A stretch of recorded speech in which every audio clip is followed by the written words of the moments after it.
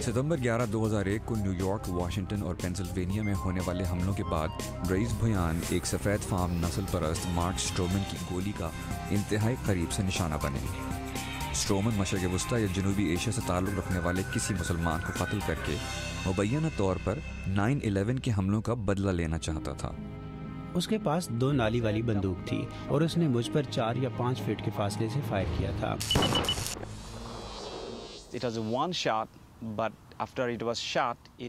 باوجود اس کے کہ حملہ آور نے صرف ایک فائر کیا تھا، مگر گولی فائر ہونے کے بعد سینکڑوں چھوٹے چھوٹے بارودی چھروں میں تقسیم ہو گئی تھی۔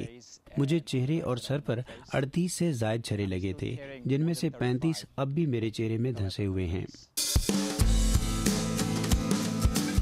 گولی لگنے اور اس کے بعد آنکھ کے کئی آپریشن سے گزرنے کے نتیجے میں رئیس ایک آنکھ کی بینائی سے محروم ہو گئے، مگر رئیس کا کہنا ہے کہ انہیں اپنے زندہ بچ جانے کی بہت خوشی ہے۔ گولی سے میرا چہرہ اور سر کا دایاں حصہ متاثر ہوا تھا۔ ایک چھرا میری دائیں آنکھ میں چلا گیا تھا، جس کے باعث مجھے اس آنکھ کے کئی آپریشن سے گزرنا پڑا۔ ڈاکٹر میری آنکھ تو بچانے میں کامیاب ہو گئے، لیکن میں اس آنکھ کی بینائی کھو بیٹھا۔ اسپتال پہنچنے کے بعد رئیس بے ہوش ہو گئے تھے اور انہیں یاد نہیں کہ اس کے بعد ان پر کیا بیتی۔ کچھ وقت گزرنے کے بعد جب انہیں ہوش آیا تو یہ ان کے لیے بالکل ایسا تھا جیسا انہیں دوسری زندگی ملی ہو۔ اس وقت میرے دل میں جو خیال تھا وہ یہی تھا کہ ہاں، میں زندہ ہوں، میں ابھی تک اسی دنیا میں ہوں۔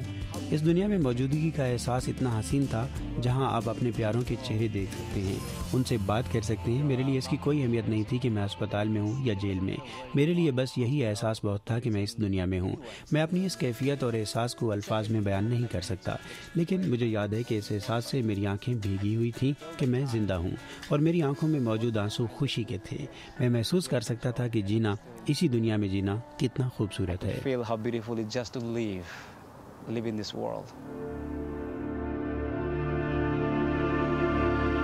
4 اکتوبر 2001 کو واسودیو پٹیل مارک سٹرومن کی گولی کا نشانہ بنا۔ وہ نہ تو عرب تھے اور نہ ہی مسلمان۔ وہ ٹیکساس کے علاقے مسکٹ میں ایک گیس اسٹیشن چلاتے تھے، لیکن اس بار قسمت نے سٹرومن کا ساتھ نہیں دیا اور قتل کی یہ واردات سٹور میں چھپے کیمرے میں ریکارڈ ہو گئی اور اسے قتل کے جرم میں موت کی سزا سنا دی گئی۔ لیکن رئیس کا کہنا ہے کہ وہ بہت پہلے ہی مارک سٹرومن کو معاف کر چکے تھے۔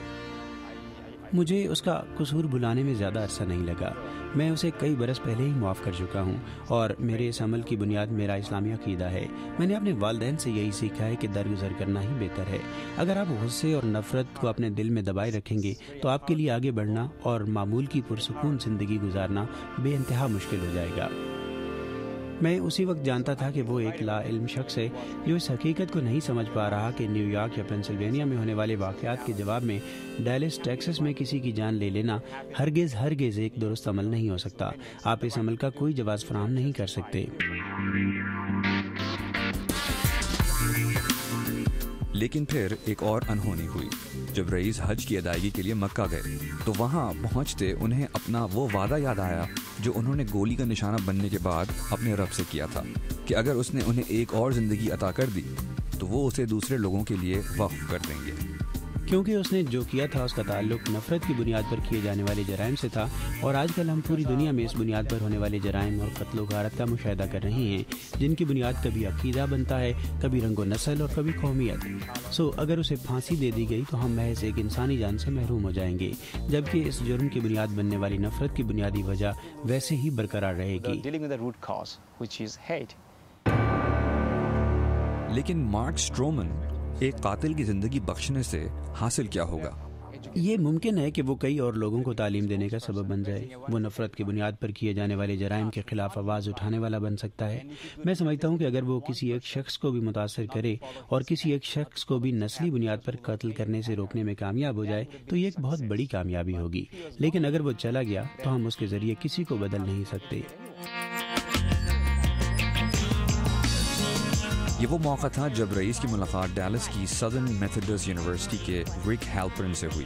ہیلپرن انسانی حقوق کے ماہر اور ٹیکساس اور امریکہ اور دنیا بھر سے سزائے موت کے خاتمے کے مقصد کے لیے جدوجہد کرنے والے ایک سرگرم رضاکار ہیں۔ رئیس اور ہیلپرن نے مل کر مارک سٹرومن کو سنائی گئی سزائے موت پر عمل درآمد روکنے کے لیے ایک عالمی جدوجہد کا آغاز کیا۔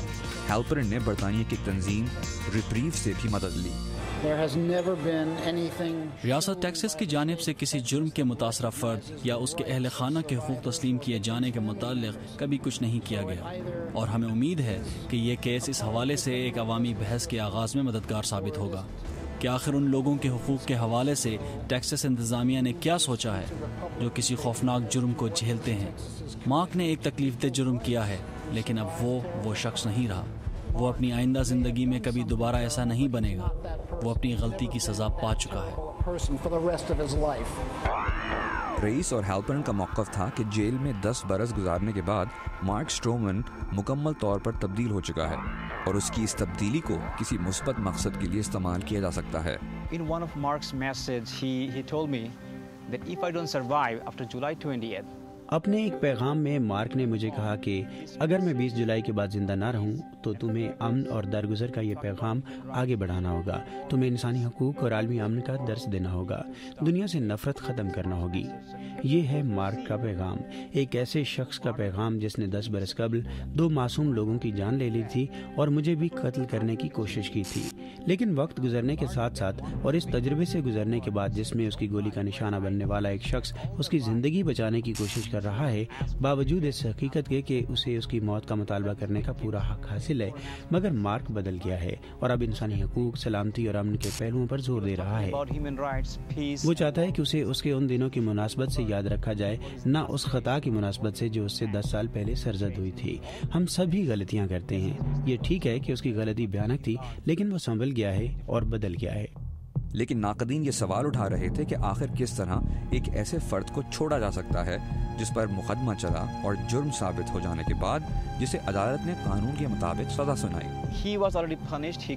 اسے پہلے ہی خاصی سزا مل چکی ہے، وہ گزشتہ 9.5 سال سے سلاخوں کے پیچھے ہے۔ میں یہ نہیں کہہ رہا کہ آپ کل ہی اسے چھوڑ دیں، میں تو صرف ایک انسانی جان بچانے کی بات کر رہا ہوں۔ رئیس کو انسانی جان کی قدر کا یہ احساس اس وقت ہوا جب وہ خود موت کے منہ سے واپس آ چکے تھے۔ یہ ایک انسانی زندگی کا معاملہ ہے جو انتہائی قیمتی ہوتی ہے۔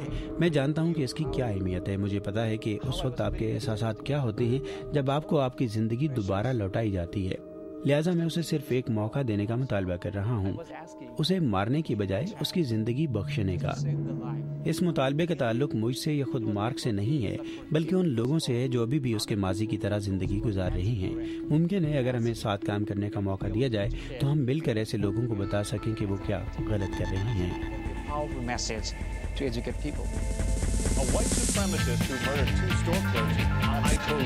مگر یہ سوال اپنی جگہ خاصا دلچسپ ہے کہ مارک اسٹرومن کا اس خبر پر رد عمل کیا تھا کہ اس کی اپنی گولی کا نشانہ بننے والا ایک شخص اس کی زندگی بچانے کی جدوجہد کر رہا ہے۔ مسٹر اسٹرومن نے اس سوال کا جواب BBC کے نمائندے ایلسٹر لیڈ ہیڈ کو دیا۔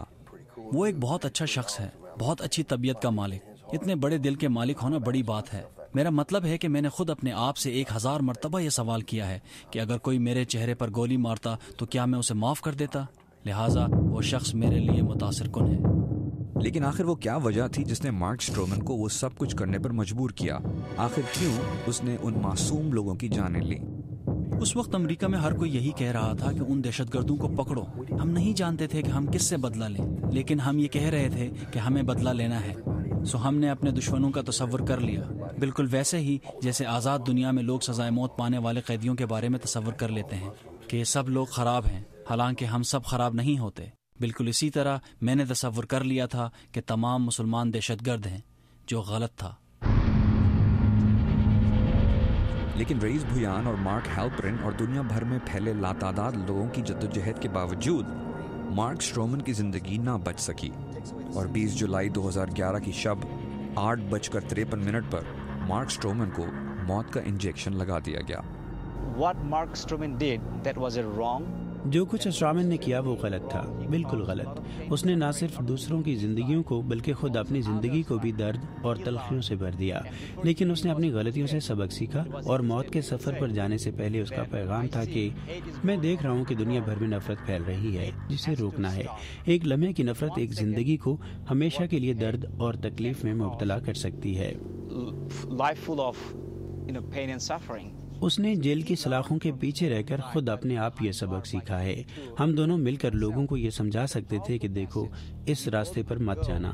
اگر تم نے اس راستے کا انتخاب کیا تو نہ صرف تم اپنی ساری زندگی جیل کی سلاخوں کے پیچھے پڑے رہو گے، بلکہ شاید اپنی جان سے بھی جاؤ، اور ایسا کر کے تم نہ صرف ان لوگوں کی زندگیوں میں تلخی پیدا کر جاؤ گے جن سے تم نفرت کرتے ہو، بلکہ خود اپنی اور اپنے چاہنے والوں کے لیے بھی ہمیشہ کی اذیت اور دکھ کا سبب بنو گے۔